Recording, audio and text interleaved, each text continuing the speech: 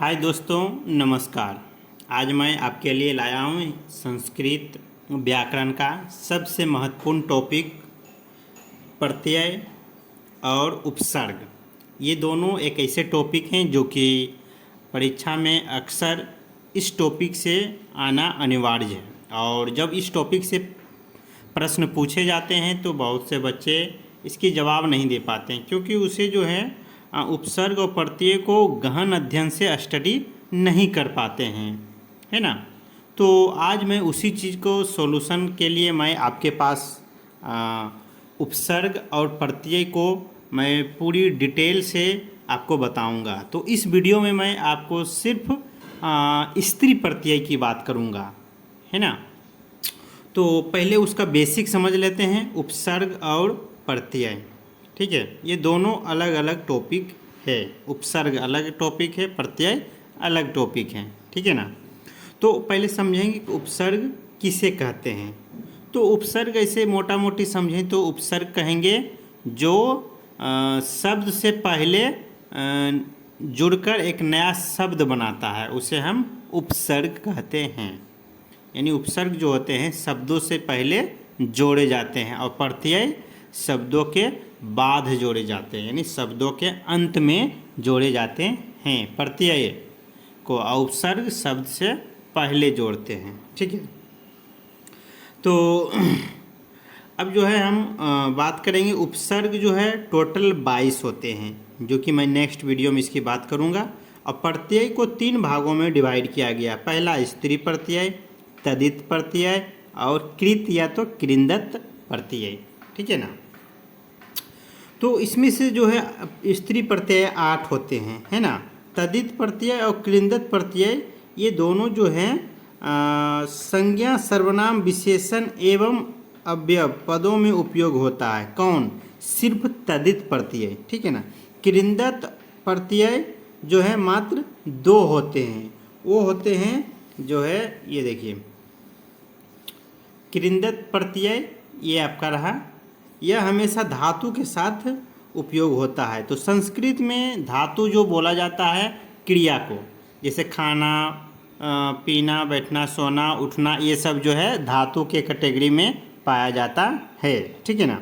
धातु हम संस्कृत में के भाषा में जो है धातु हम क्रिया को बोला जाता है, ठीक है। तो यह हमेशा धातु के साथ उपयोग होता है। जैसे तुमुन प्रत्यय है वो सत्री प्रत्यय या सानच प्रत्यय, ये दो जो प्रत्यय हैं ये जो है हमेशा धातु के साथ उपयोग होता है। तो दोस्तों आज इस वीडियो में मैं सिर्फ आपको 8 प्रत्यय की बात करूंगा। ये रहा, देखिए, स्त्री प्रत्यय। स्त्री प्रत्यय टोटल 8 होते हैं। ये क्वेश्चन में पूछा जाता है कि स्त्री प्रत्यय कितने होते हैं, तो 8 होते हैं स्त्री प्रत्यय, ठीक है। तो इसमें 8 कौन कौन होते हैं, जैसे टाप, डाप और चाप, ये 3 प्रत्यय हैं स्त्री प्रत्यय में। ये हुआ डीप, नीप, ये है डीप, डीन और डिस। ये तो आपको ऐसे दिख रहा है कि ये डीप लिखा, लेकिन आपको संस्कृत के भाषा में आपको इसको डीप नहीं पढ़ना है। इसको ड जो है अंग, इसको पढ़ना है न, नीप पढ़ना है। ये देखिए, है ना, नहर्षि का, नोदृघी का अप, नीप। इसको क्या पढ़ेंगे, नीप, नीन और नीस। इसमें जो है दीर्घिकारांत जो है ये तीनों में दीर्घिकारांत शेष रहता है। और टाप, डाप और चाप में आ जो है शेष रहता है। ती और उंग प्रत्यय है वो ती प्रत्यय है, ठीक है। तो मैं स्टेप बाय स्टेप सबको आपको बता दूंगा। देखिए, आपको जो है ना ये सारी चीज़ें जो है वीडियो के लास्ट होते होते ये सारी चीज़ें आपको समझ में आ जाएगा, क्योंकि ये टाप, डाप और चाप ये तीनों एक ही कह सकते हैं कैटेगरी का है। उसमें तीनों का जो है आ जो है प्रत्यय आ जो है शेष रहता है। यानी जो जब किसी भी शब्द में टाप जुड़ेगा, जुड़कर आ उसका जो है नया शब्द बनता है, ठीक है। तो जैसे मैं सबका स्टेप बाय स्टेप बताऊंगा। इसमें से मेन जो होता है टाप, ठीक है, एगो डीप, यही दोनों जो है ज़्यादा अक्सर एग्जाम में पूछे जाते हैं। ये डाप और चाप और नीन और ये है नीस, ये सब जो है बस ये सब का जो है अपवाद होते हैं, एग्जाम्पल, ठीक है, अपवाद होते हैं सिर्फ ये सब का। तो मेन जो है टाप है और डीप है, ये हो गया आपका नीप है, ठीक है। तो मैं सबका अब स्टेप बाय स्टेप आपको बताने वाला हूँ, है ना। तो वीडियो में बने रहिए। मैं आपको जो है ऐसे ही जानकारी के लिए आप हमारे चैनल को ज़रूर सब्सक्राइब करें और ऐसे ही इम्पोर्टेंट वीडियो आपको हमेशा मिलते रहेगा। हाँ, तो पहला देखिए है टाप। ये स्त्री प्रत्यय है जिसमें आ शेष रहता है, ठीक है। तो उदाहरण हम समझते हैं, जैसे सूत और जोड़ टाप, ये हो गया सूता यानी बेटी। सूत मतलब होता है बेटा। सूत में यदि टाप प्रत्यय जुड़कर ये बन गया सूता। इसको सूता जब आप बोलेंगे सूता सूता, तो आ जो है लास्ट में आ आता है, तो ये हो गया आपका टाप प्रत्यय के अंतर्गत आता है ना। तो इस टाइप से जो है टाप, इस प्रकार से जो है आ प्रत्यय इसमें छिपा हुआ है सूता में, ठीक है। तो इस एग्जाम में जो पूछा जाता है कि सूता में कौन सा प्रत्यय है, तो सूता, तो इसमें है टाप प्रत्यय है, ठीक है। जैसे अज और जोड़ टाप, अज में जब टाप प्रत्यय जुड़ेगा तो बनेगा अजा। जैसे कि मैंने शुरू में आपको बताया कि प्रत्यय जो होते हैं शब्द के लास्ट में जुड़ते हैं। जैसे अज, ये शब्द हुए, इसके लास्ट में देखिए प्रत्यय जुड़ा, स्त्री प्रत्यय, तो वो बन गया अजा। और उपसर्ग जो होता है वो शब्द से पहले जुड़ते हैं, है ना। तो अभी हम बात कर रहे हैं टाप प्रत्यय की। तो अज में टाप प्रत्यय जुड़कर अजा बना, बालक में टाप प्रत्यय जुड़कर बालिका बना, का आ रहा यानी बालिका, ठीक है, अजा। शिक्षक में टाप प्रत्यय जुड़ेगा तो बनेगा ये शिक्षिका, ठीक है। इस टाइप से जो है गायक में टाप प्रत्यय जुड़ के बनेगा गायिका। धापक धावक, धावक में टाप प्रत्यय जुड़कर बनेगा धाविका, ठीक है। अश्व में टाप प्रत्यय जुड़कर बनेगा अश्वा। तो ये हुआ आपका टाप प्रत्यय का कुछ एग्जाम्पल, जो कि आपके सामने मैंने स्टेप बाय स्टेप बताया। तो ये जो होता है टाप प्रत्यय जुड़ता है, यानी टाप में जो ये समझिए कि आ जो है आ जो है ये आपका शेष रहता है, यानी जो जुड़कर बनता है आ, जितने भी से आम आम, तो ये क्या है, ये टाप प्रत्यय के कैटेगरी में हुआ। जितने भी हुआ जैसे छाता ना, तो ये क्या हुआ, ये टाप प्रत्यय के स्त्री प्रत्यय के टाप प्रत्यय के कैटेगरी में आएंगे, ठीक है। तो ये जो हुआ टाप प्रत्यय का आपका जो है आ शेष रहता है, ठीक है। टाप, चाप और डाप ये तीनों में आ ही रहते हैं, लेकिन तीनों का अलग अलग इस्तेमाल है, ठीक है। तो पहला जो है आपको मैंने बताया टाप प्रत्यय, ठीक है। इसी टाप प्रत्यय का जो है मेन है, एग्जाम में पूछे जाते हैं। और बाकी जो चाप है, ये देखिए ये चाप प्रत्यय है, ये चाप का जो है ये अपवाद होता है, बस एक ही होता है, सूर्या। देखिए सूर्या में भी आ रहा, लेकिन ये चाप प्रत्यय के अंतर्गत आएगा। क्यों? क्योंकि ये अपवाद में है। सूर्य जोड़ चाप प्रत्यय जुड़ेगा तो ये बन गया सूर्या। अब आपसे एग्जाम में पूछा जाएगा कि सूर्या कौन सा प्रत्यय है, तो आपको टाप नहीं देना है। क्यों? क्योंकि ये अपवाद में है, इसको आपको पूरा फोकस से रखना है ना। तो ये हो गया आपका चाप प्रत्यय, ठीक है। तो उम्मीद करता हूँ आप चाप प्रत्यय सब।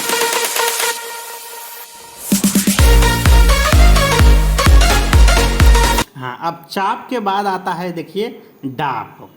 जैसा कि मैंने बताया कि टाप, चाप और डाप ये तीनों में आ ही शेष आते हैं। तो चाप में मैंने बता दिया कि एक ही इसका जो है अपवाद होता है। उसी प्रकार डाप में भी एक ही एग्जाम अपवाद होता है, जिसका नाम है सीमा। सीमा आ देखिए आ रहा है इसमें भी, लेकिन सीमन जोड़ डाप से बना ये सीमा, यानी ये भी अपवाद है। क्या है? अपवाद। तो जैसे ही ये सब अपवाद आपको दिखते हैं तो समझ जाइए कि ये डाप प्रत्यय है। तो सूर्या में चाप प्रत्यय आता है और सीमा में डाप प्रत्यय आता है। तो इस टाइप से जो है मैं फिर से थोड़ा इसको रिपीट कर देता हूँ कि ये देखिए ये टाप जो प्रत्यय हैं, टाप, चाप और डाप, ये तीनों का जो कह सकते हैं एक ही लाइन के आदमी हैं, एक ही कह सकते हैं एक ही फील्ड के आदमी हैं, यानी एक ही कैटेगरी का आदमी है ना। जो भी आप इसको अपने भाषा में समझ सकते हैं, मतलब एक ही, इसको देहाती भाषा में बोलते हैं एक ही नौवा का मुड़ा हुआ है ना, ऐसा बोलते हैं ना कि एक ही नौवा का मुड़ा हुआ। तो उसी टाइप से ये भी है, टाप, चाप और डाप, ये तीनों जो है एक ही नौवा का मुड़ा हुआ है। जो मेन है टाप है, बाकी चाप और डाप का ये एक एक ही इसका एक अपवाद होता है। सूर्या का होता है चाप और सीमा का होता है डाप। तो उम्मीद करता हूँ कि आप इस चीज़ को समझ गए होंगे। तो यदि समझ गए हैं, आपको थोड़ा सा भी इससे जानकारी बढ़ी है, तो दोस्त वीडियो को ज़रूर सब्सक्राइब करें, लाइक करें और दूसरे को ज़रूर शेयर करें, ताकि वो भी आपकी तरह जान सके। अरे दोस्त को नहीं कर सकते तो अपने रिलेशन में करें, वो जानेंगे तो अच्छा रहेगा, है ना। Thank you. तो ये रहा, इस टाइप से जो है टाप स्त्री प्रत्यय का मैंने 3 जो है बता दिया, 3 स्त्री प्रत्यय, टाप, चाप और डाप।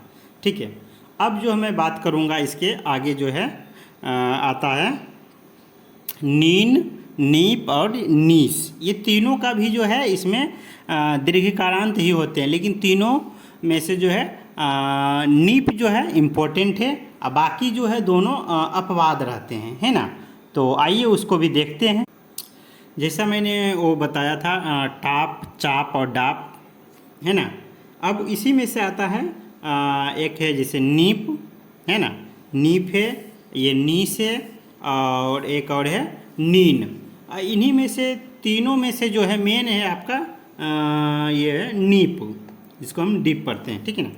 तो इसमें दीर्घिकारांत क्या होते हैं, शेष रहता है, यानी तीनों में जो है दीर्घिकारांत ही शेष रहते हैं, ठीक है। लेकिन तीनों का इस्तेमाल अलग अलग है।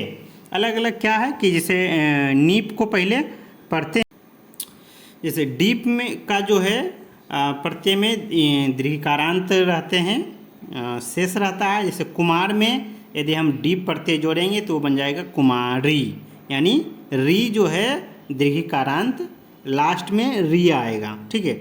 श्रीमत में डीप प्रत्यय जुड़ के श्रीमती बनेगा। पूछा जाएगा एग्जाम में कि श्रीमती कौन सा प्रत्यय है, तो श्रीमती दीर्घिकारांत आ गया तो समझ जाइए कि ये क्या है, डीप प्रत्यय है, ठीक है। और उसी में बलवत में डीप प्रत्यय जुड़ के बन गया बलवती। दात्री में डीप प्रत्यय जुड़ के बन गया दात्री। देखिए ये भी दात्री लिखा हुआ है, भी दात्री है, लेकिन इसका तो जो है त्रो में बदल जाता है। नेत्री, नेत्री में डीप प्रत्यय जैसे जुड़ा तो जो है त्रो में बदल जाता है, ये त जो है त्रो में कन्वर्ट हो जाता है ना। कत्री, ये जो है डीप प्रत्यय जुड़ के इसमें कत्री बन जाता है। इस टाइप से जो है आप देख सकते हैं कि ये डीप प्रत्यय में दीर्घिकारांत शेष रहता है, ठीक है। अब जो आता है और भी कुछ एग्जाम्पल हैं। डीप हो गया, अब आ गया नीस, वो था नीप, ये है अब नीस।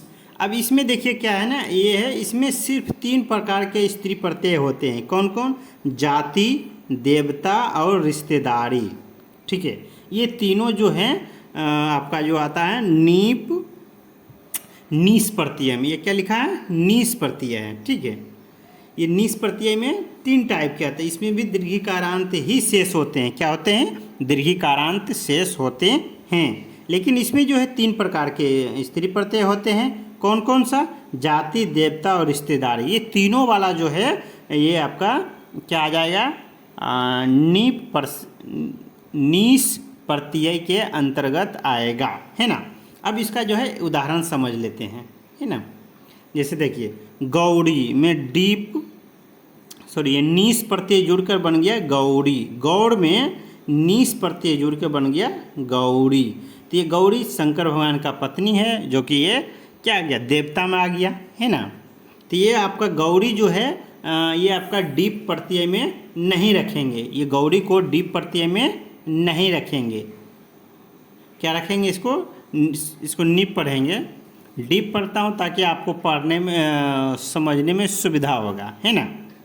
तो ये जो है आपका डीप प्रत्यय है, ठीक है।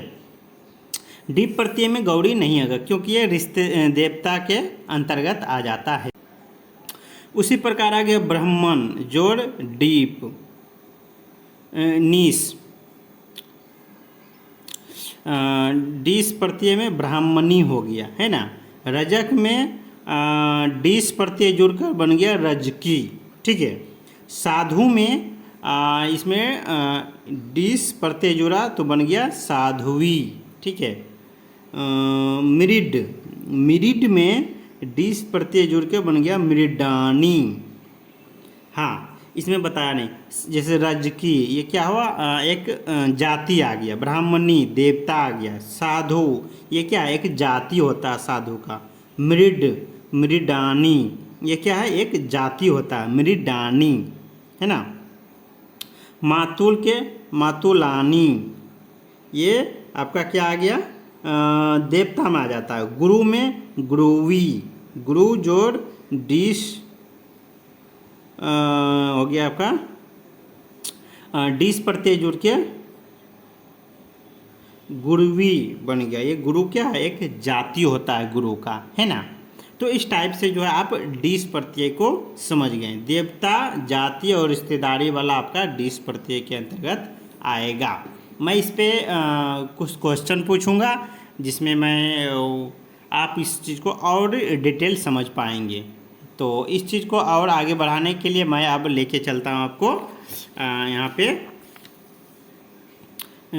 डीन, डीन प्रत्यय। इसमें तीन जो हैं शेष रहते हैं। क्या रहते हैं, तीन शेष रहते हैं, ठीक है। कौन कौन, जैसे नारी, गौतमी और वैधि, ये तीनों जो है आपको ये समझना है कि ये होता है नीन प्रत्यय यानी डीन प्रत्यय के अंतर्गत आता है। जैसे नर में डीन प्रत्यय जुड़ के बन गया नारी, दीर्घकारांत ही है। और गौतम में डीन प्रत्यय जुड़ के बन गया गौतमी। वैधि में, वैध में डीन प्रत्यय जुड़ के बन गया वैधि। ये तीनों अपवाद हैं, ठीक है ना। तो इसके अंतर्गत तीन ही आते हैं जो कि अपवाद के कैटेगरी में आते हैं। बाकी जो मैंने बताया उधर नीस और नीन, ये नीन ये है, नीस और नीप ये दोनों तीनों जो है आपका मैंने स्त्री प्रत्यय के अंतर्गत मैंने आपको बताया, ठीक है। अब जो आता है, दो आते हैं, वो लास्ट में है। एक ती है, युवन जोड़ ती बनेगा तो युवती बन गया जो कि अपवाद में आता है। एक है उंग, उंग में भी एक ही अपवाद आते हैं, ठीक है। वो है स्वसूर जोड़ उंग यानी स्वस्रह बना, ठीक है, इसका अपवाद यानी कि ये तो इस प्रकार से देखिए मैंने आपको बता दिया 6, ठीक है। कौन कौन बताया, देखिए टाप बताया, चाप बताया और डाप बताया। ये तीनों का जो है आपका आप रहता है शेष, ठीक है ना, जिसमें टाप इम्पोर्टेंट है, बाकी ये दोनों का अपवाद रहता है। उसी प्रकार मैंने बताया, फिर तीन और बताया, डीन, डीस और डीप, जिसमें से आपको डीप इम्पोर्टेंट है और ये दोनों जो है डीन और डीस, डीन और डीस ये दोनों अपवाद में होते हैं, ठीक है ना। 6 हो गए। अब जो हम बता रहा हूँ 2 और हो जाएंगे, टोटल 8। जैसे ती में शेष ती ही रहते हैं, जिसमें से एक ही अपवाद आते हैं। जैसे युवन जोड़ ती बनेगा तो युवती, इसमें भी देखो दीर्घकारांत है लेकिन ये ती प्रत्यय के अंतर्गत आएगा। एक आ गया उंग, उंग में जो है ये बहुत ही इम्पोर्टेंट है। उंग में जो है स्वसूर, स्वसूर मतलब ससुर को हम बोलते हैं, ठीक है ना। और जोड़ उंग जैसे ही जुड़ेगा तो ये बनेगा स्वस्रह, स्वस्रह यानी स्वस्रह। ये क्या लिखा है, स्वस्रह, स्रह, तो ये बन गया स्वस्रह, यानी ये जो है उंग प्रत्यय के अंतर्गत आता है। तो उम्मीद करता हूँ कि आप स्त्री प्रत्यय को अच्छी तरीके से समझ गए होंगे और इसमें से 8 का 8 मैंने प्रत्यय आपको बताया। इन्हीं के अंतर्गत सब क्वेश्चन सवाल पूछे जाते हैं। तो ऐसे ही वीडियो देखने के लिए धन्यवाद। Thank you, best of luck.